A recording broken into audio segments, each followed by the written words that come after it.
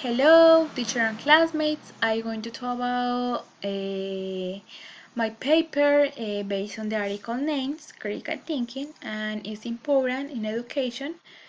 Some reflections wrote by Olga Lucía Uribe, Diana Sofía Uribe, and María del Pilar Vargas.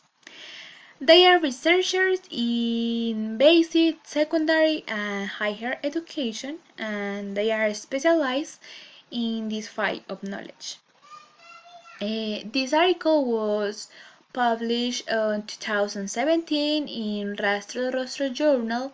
It's a journal that presents investigations about the progress of education, teaching of Spanish, and teaching of foreign languages.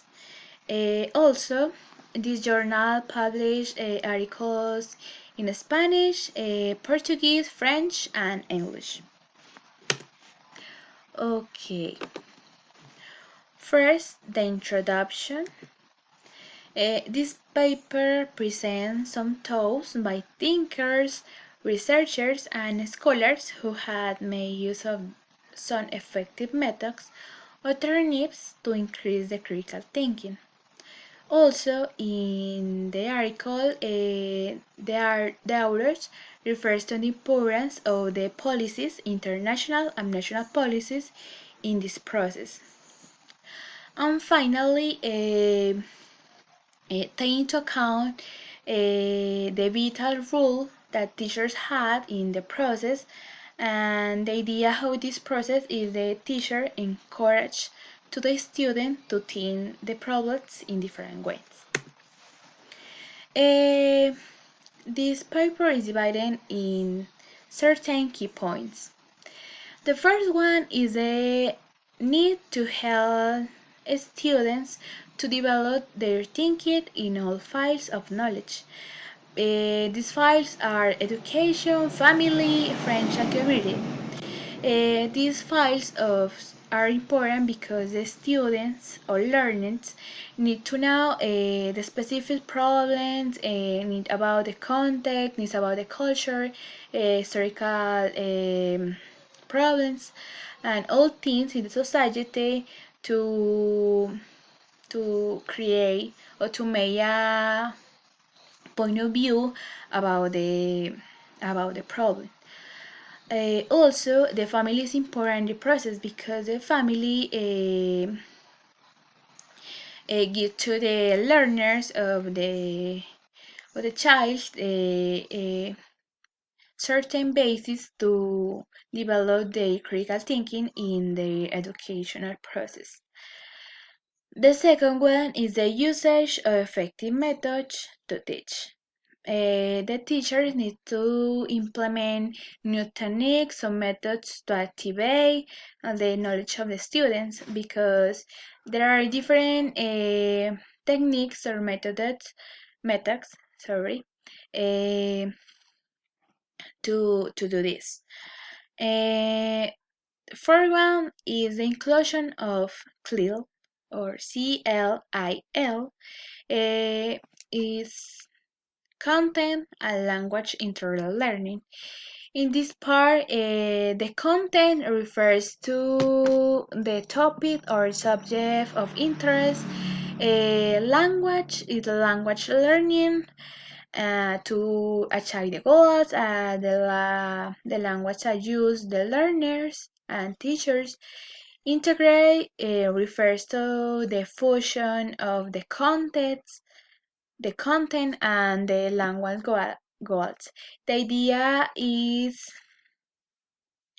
join the external things and take things of the education to achieve the goal.